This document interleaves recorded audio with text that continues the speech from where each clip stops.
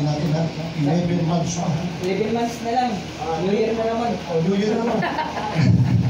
Itong 11 months, Nanay Esther, tandaan nyo, itong 11 months, Sister Alvin, Brother Romeo, may mangyayari sa buhay natin.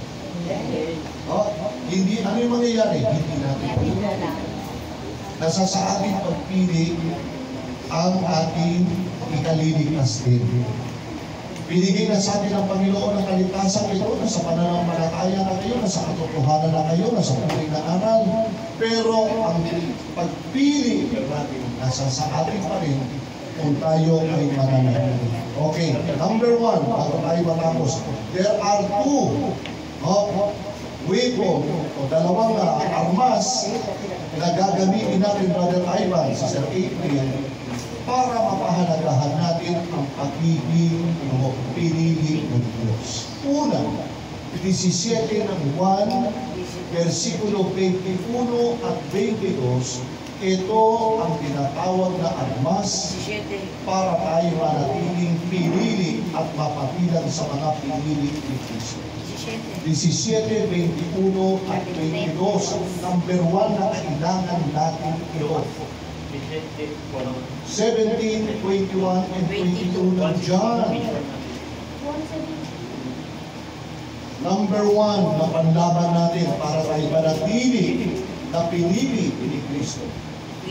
At hindi tayo mapapilang doon sa sinabi ni Kristo, ang isa sa inyo'y diablo. Sige, no? Alright, basahin natin kung natagpuan ninyo. Tulungan nyo si Nanay Esther, Brother Ivan.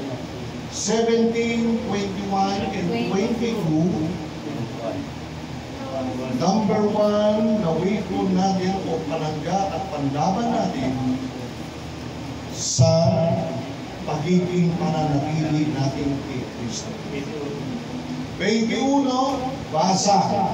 Upang silang lahat ay maging isa na gaya mo, Ama, sa nangyayari at ako'y sa iyo, na sila naman ay maasin, upang sa nagsulat ay mamalakaya at ako'y sinubong mo. At ang katawan ay nagagigay sa amin ay binigay mo sa sila upang ay maging isa na gaya naman natin na isa. Ano binigay sa atin ni Kristo? Glory.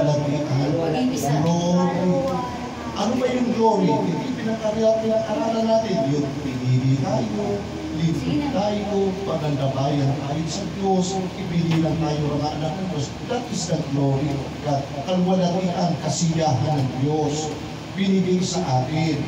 Ngayon, ano kailangan natin para tayo manatiling pinili at hindi tayo mapasama sa isang diablo na tinutukoy ni Kristo? Ang sabi ni Kristo, Ama, binigay ko sa kanila ang iyong kaluwalhatian gaya ng binigay mo sa akin upang sila ay maging maging isang gaya natin. Ibig sabihin, meron tayong pakikipagkaisa kay Kristo. Paano tayo makikipagkaisa kay Kristo? Binasa natin kanina, sabi ng Ama, ito ang aking anak na aking kinalulugan, siya ang inyong pakinggan. Kaya, aral ni Kristo, susundin natin. Kapag nananatili tayo sa aral ni Kristo, ibig sabihin, meron tayong makikipagkaisa kay Kristo at sa kanyang Ama. Alright, lastly, basahin natin. Kahuli-hulihang bahagi na bilin ng Panginoon sa kanyang mga alagad at pinili ay response ng Apokalipsis. Tandaan natin, the book of Revelation o Apokalipsis. Huling mensahe ng Diyos yan sa buong sanlibutan. This is the last message, 3:11 ng Apokalipsis. Pahayag sa pinakahuli. Pahayag, huling bahagi ng Biblia, pinakahuli na, Nanay Esther. Pinakahuli na yan. Final message ng Diyos yan. Final message ng Diyos. Final message na Diyos kay Juan. Kay Juan, na pinararating sa atin. Then, 3:11.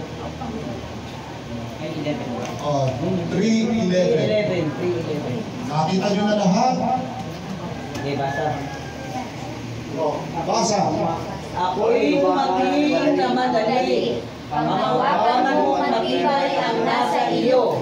upang walang makakagaw ng Sino man ang iyong putong. Kita nyo, ganda si Salapi, no? Ako'y dumarating na madali. Hindi na magkatagal, Brother Yuri. Ngayon, paparating na si Kristo. Ano ginagawa naman natin? Tayo naghihintay. Panghawakan nyo matibay. Ano yung nasa atin? Parang ito, di ba? Ang daming haligi, sabi ng gumagawa. Brother Ray, sabi ni Brother Boy Paina, ang dami naman haligi nito, napakatibay naman ito. Di ba? Siyempre, magpapatayo ka ng bahay, ibayan mo na.